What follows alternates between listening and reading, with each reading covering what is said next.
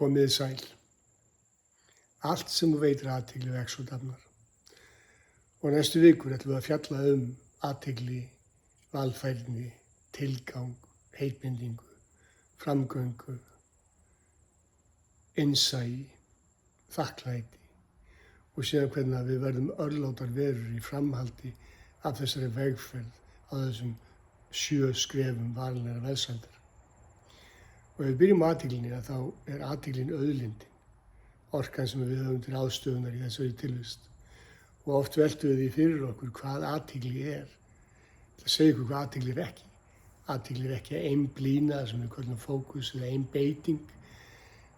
Athygli er ekki það sem við köllum attention á ensku heldur, sem er líka einblíning. Athygli er ást, athygli er kærleikur, athygli er orka, en hún er alltaf áhengjulaus. Athyglin er í sjálfu sér sálin, vitundin, veran sem í okkur býr, við. Og þessi athygli, þetta ljós, þessi ást, er orkan sem skapar alla okkar tilvist. Það er talað það í skammtafræðum að þegar við erum að skapa tilveruna með viðhorfum okkar og því sem við veitum gildi eða meiningu, þá er tilveran líka að skapa okkur með speglun. Þannig að við og tilveran erum með ein og sama orkan. Það sem skiptir miklu máli í þessu það er það að við þurfum að vakna til vitundar til þess að hafa aðgang að þessari athygli viljandi. Og þá ætla ég aðeins líka að drepa á því hvað er vitund. Vitund er vera, eins og ég sagði áðan. Vitund er ekki meðvitund eða sjálfsmeðvitund eða núvitund eins og oft er verið að tala af því að það er engin núvitund, það er alltaf núna, sem þýðir það að það er bara vitund. Og þegar maður er orðinn sjálf meðvitaður, að þá er maður með þráhyggju og heldur að maður sé hugsanir sínar. Þegar maður er meðvitaður, að þá er maður í einhverri vitneskju að umhverfið er að horfa til okkar og hafa áhrif á okkur, en við erum ekki í vitund samt þegar meðvitund á sér stað. Þannig að það er alveg skýrt að orðið vitund þýðir vera, þýðir að vera í augnablikinu, þýðir að mæta til fulls og birta þá orku sem við höfum aðgang að, þar að segja auðlindin, athyglin. Þegar við fyrir að skoða þetta, þá skiljum við það að athyglin er eins og ljós sem er eins og sólin og sólin nærir bæði fegustu blóm ásamt illgresi. Við fyrir líka að skilja að hugsun er verkfæri og þegar við hugsum það sem við viljum ekki, þá erum við að vilja það og valda því. Þegar við hugsum það sem við viljum, þá erum við að vilja það og valda því. Og þá komum við að því hvaða þýðir að vera vaknaði til vitundar. Þegar maður er í vitund hugsanir sínar, þá þarf maður ekki að gefa þeim vægi eða gildi. Heldur getur maður leyft þeim að flæða framhjá eins og skýjanhóðurum á fögrum himni.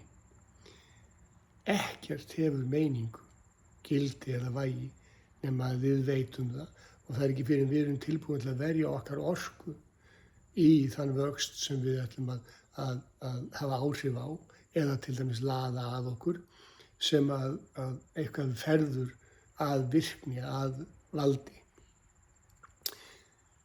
Þannig að svo ég færi betur yfir þetta þá er athyglin í sjálfu sér veran sjálf. Og þegar við vöknum til vitundar, þá erum við fyrst og fremst að vakna til vitundar það að við erum ekki hugsanir okkar, þó það skiptir gríðarlega miklu máli hvað við erum að hugsa dag frá degi. Ég var eins og spurður að því í matarboði hvað ég hugsaði meira og minna allan daginn. Og ég bara ásóldi við það því ég átti ekki von á spurningunni þegar hún dundi yfir mig og fór að velta því fyrir mér. Og þá komst ég þeirri niðurstöðu að það sem ég hugsaði mest á þeim tíma var starf mitt, það er þessi skjólstæðingarnir mínir og það sem ég var að fjalla meira og minna daginn út og daginn inn. Það sem þessi einstaklingur sem spurði mig var hins vegar að gæta að varða hvort ég var að hugsa peninga eða fyrirtæki eða ná árangri eða hvernig ég var að verja þessar orku í að öðlast ykkur velsæld. Og kúnstin í þessu er að skilja að jú, vissulega hefur það sem við hugsum áhrif.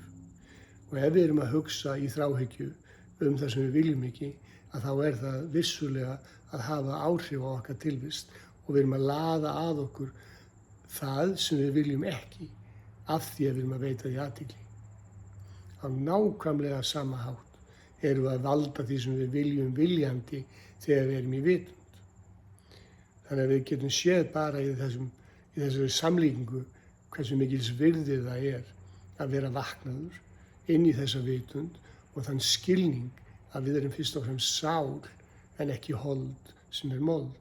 Sál sem ást, sem kærleikur, sem ljós, sem þessi vitund og vera sem ég stöðugt að vísa í. Og þá kemur spurningin, hverju erum við að veita athygli á hverjum degi? Ef ég veiti því fallega athygli í mínu umhverfi, þá vex það og dafnar. Ekki bara því að ég að veita því athygli, heldur líka af því að ég að sjá það í fullri birtingu. Athyglin í sjálfu sér upplýsingar þá vitund sem á sér stað á hverjum tíma. Og áðan var ég að vísa í það að það væri engin núvitund, af því að það alltaf núna, en það vitund sem þá að vera í þessu augnabliki og upplifa það í fullkomnun sinni. Hér og nú það engin framtíð, það engin fortíð, það bara hérna. Og þó ég sé að hugsa fortíðina, þá ég að því hér. Þó ég sé að hugsa framtíðina, þá ég samt að því hér. Og núna alltaf og verður alltaf endalaust.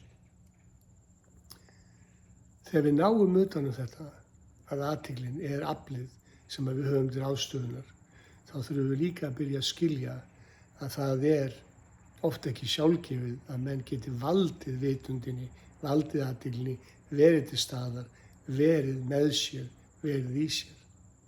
Mörg okkar hefum þrautþjálfaðar fjarverur og við erum háð vönum og hegðunum sem að í sjálfu sér hafa gert okkur kleift að vera hvergi, hlaupa frá einum stað yfir á annan.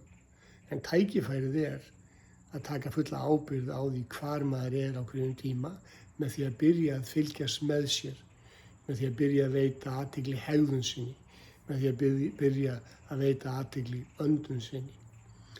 Og talandi öndun þá það gríðarlega magna fyrirbrigði að gera ekkert annað heldur en bara að fylgjast með öndunni, innöndun, útöndun, halda öndunni að sér, telja jafnvel, en að vera í fullri vitund öndunar þannig að maður sé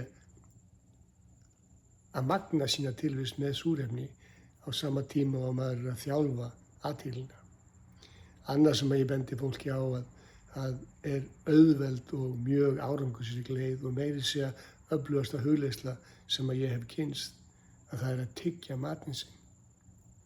Eina sem maður gerir að tyggja matinn sinn og beinir athyglina því að næra sína tilvist, birta sig í fullum kærleik, skilja að það sem við innbyrðum hefur áhrif á holdið, á aflið, á orkuna sem við erum.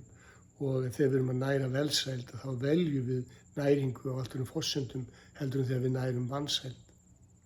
Aftur þurfum við að skilja að allt sem við veitum athygli vex og dafnar og þegar við borðum eða étum eins og dýr, að þá erum við að næra fjarveru og vanmátt en ekki kærleika og alúð. Eitt viðbót sem oft hlegið að það þegar ég spyr fólk hvort það hefur farið í sturtu með sér.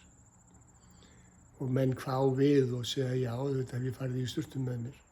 En ég segi í fullri vitund þar sem að þú gerðir ekkert annað heldur en að vökva þig, næra þig og hreinsa af þér óeirðirna sem eiga sér stað í hugskotinu þínum, að vera til fulls í augnabliki vökvans. Og þá segja menn oftast, nei, það hef ég ekki gert. Það ein og önnur öflug hugleiðsla sem ég býð öllum upp á, að vera í sturtu með sér. Og yfir höfuð að vera með sér við allar aðstæður. Leið og við förum að vera meira með okkur, í okkur, hjá okkur, að þá stækkar tilvist okkar og magnast. Það sem ég ætla að nefna líka í þessu samhengi, það það að mörg okkar hafa værið gríðarlegum tíma í að leita að einhverju sem að færir okkur hamingju eða leita að einhverju sem að gerir okkur örugg. Teljum að þegar að við verðum rík eða stærri og sterkari og menntaðri, að þá verðum við hamingjusöm. En kunstinn í þessu, og aftur tengjum við þetta athygli, að það að vera að finna. Þegar þú finnur, þá ertu. Þú þarft ekki lengur að leita að því þú ert ekki týndur. Og það eina sem þú finnur, það er vitundin, veran, það er andadrátturinn þinn, það er þín birting, þitt framlag. Við erum ekki að tala um sjálfselsku, við erum að tala um sjálfsást, við erum að tala um að tendra ljós sem að í okkur býr, sem að við getum síðan deilt með öðrum. Eins og Amerikanarnir segja stundum að vera ást og svo með ykkurum. Það er að vera to be in love and then with someone. Ljósið, athyglin ástin, þessi fallega orka, þessi göfu og einlega orka sem að við getum deilt og gert allt fallegra, stærra og bjartara. Hvað hugsar þú mest á hverjum degi? Ertu að því viljandi eða ertu að því óviljandi? Ertu í vitund, ertu vera eða ertu fjarvera? Og eina sem við þurfum að gera það er að taka eftir hegðun okkar af því að hegðunin opinberar okkur. Leið og þú getur tekið eftir hegðuninni án dóms, án refsingar, án viðnáms, að þá ertu í vitund og þá ertu athygli.